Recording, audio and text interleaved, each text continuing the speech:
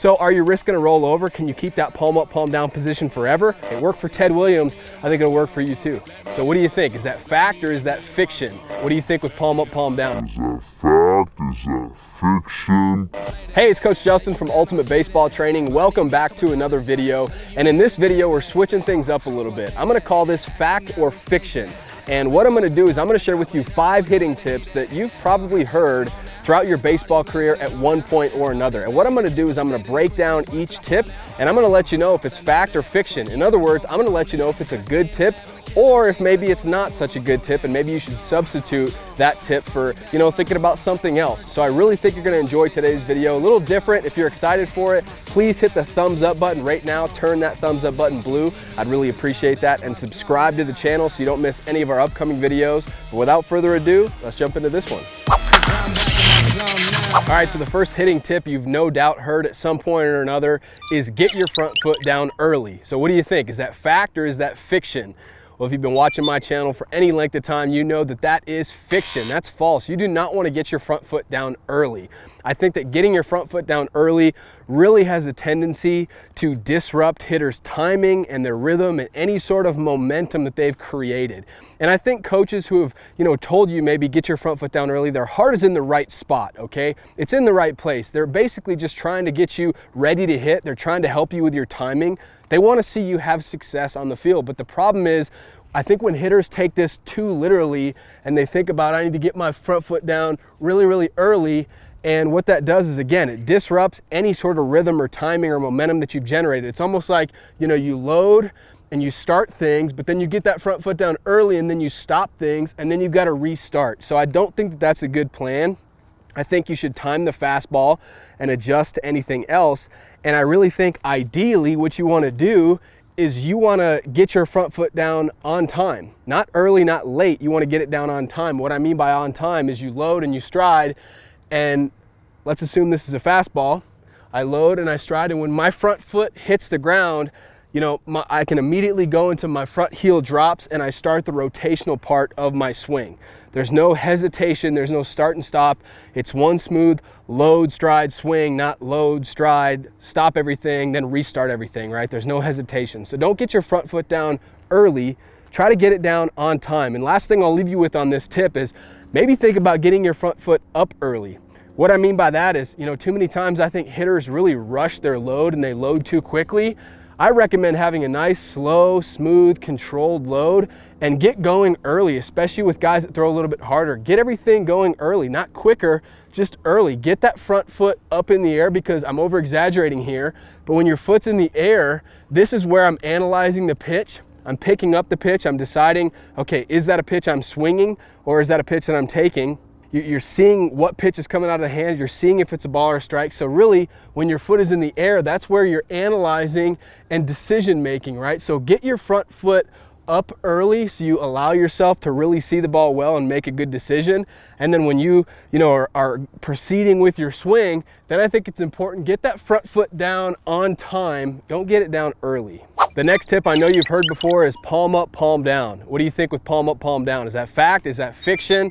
That one's a fact, okay? That's something that you definitely want to focus on, is palm up, palm down, regardless of the pitch location. But what I mean by this is when you get to the point of contact, when I get here, if I were to open up my hands like this, you'll notice that my top hand here, my palm is facing the sky, it's facing up. And with this hand, this palm is facing down, okay? So if I were to just move this completely out of the picture, doesn't matter the pitch location. If it's an inside pitch, boom, I'm palm up, palm down, making contact and a little further out in front. If it's a middle pitch, palm up, palm down. Away pitch, palm up, palm down.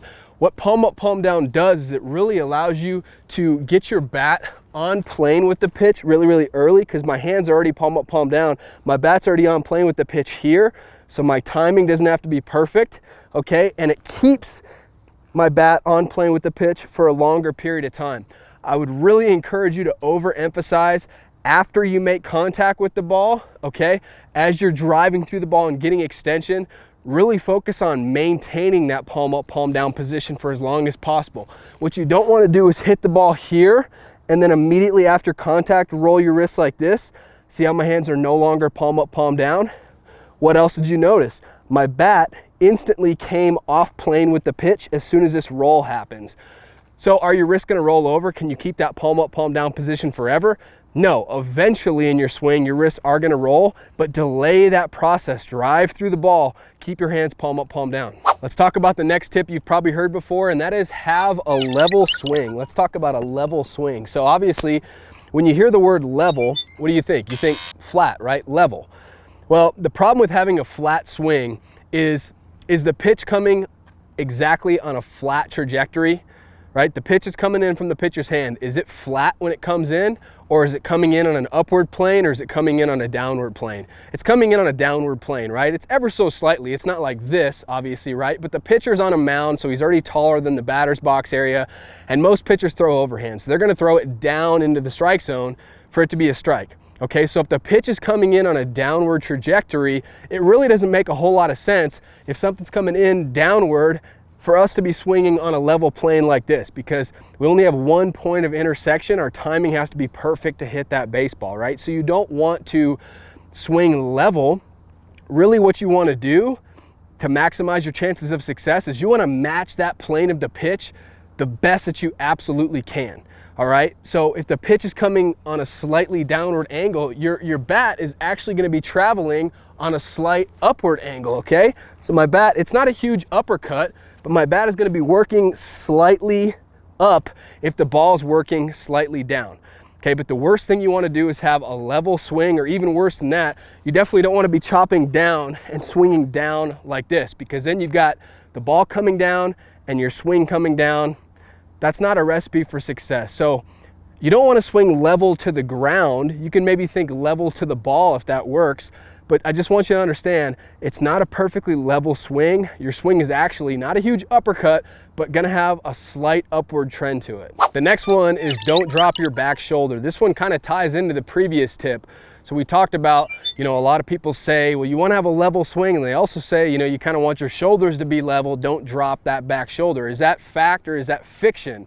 That's fiction, okay? The reality is, if you look at a high level swing, what's going to happen is when the hitter's in his stance, when he's waiting for the pitch to be thrown, his shoulders are obviously going to be level, right? You wouldn't have your front shoulder lower or your front shoulder higher. That looks silly, okay? Obviously your shoulders are flat here. Then you go into your load and your stride, and when your front foot hits the ground, this is what's considered the launch position here. Now in the launch position, actually your front shoulder is going to be slightly lower than your back shoulder, ever so slightly. Again, it's nothing extreme, okay? But your shoulders are not going to be level in this position, and your front shoulder is definitely not going to be up in this position, okay? So the best hitters, it's about 9 degrees. When their front foot lands, their front shoulder is slightly lower, and then as they progress through their swing, their shoulders actually swap. So their front heel is going to drop. That's what's going to start the rotational part of their swing.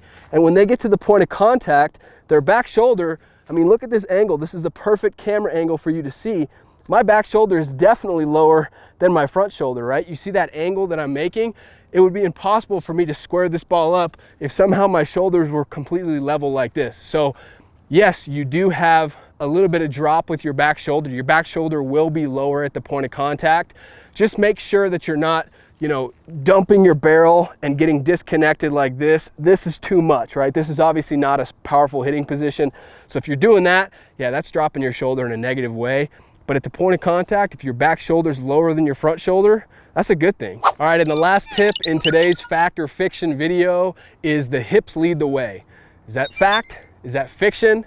That one's a fact. That was actually said by Ted Williams, the greatest hitter to ever live. He said the hips lead the way, and what he meant by that is in the swing, right, there is a rotational component to the swing, and the hips lead everything else. So my front heel drops, my hips, start rotating, and they pull my upper body, my hands, and everything else through the zone. Your hips have to start everything. And the best hitters out there realize that where does your power come from? Your power comes from your biggest and your strongest muscles on your body, which are your legs, right? Your lower body, that's where all of your power comes from. Sure, it's nice to have strong wrists and hands and forearms, but that's not really where you get most of your pop from. You get it from your legs, and you get it from, a lot of it is hip rotation, allowing your hips to violently rotate.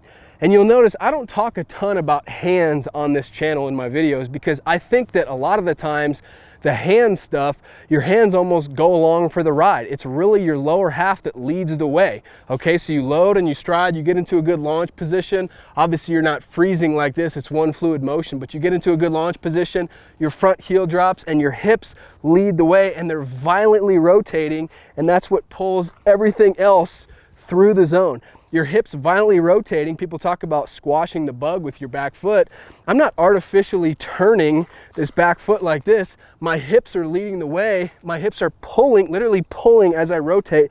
They're pulling this back heel off the ground. It looks like I'm artificially turning this back foot and squashing the bug. I'm not doing that. I'm just allowing my hips to lead the way, pull everything else through the zone. So if you want to be a powerful hitter, your hips have to lead the way. It worked for Ted Williams. I think it'll work for you too.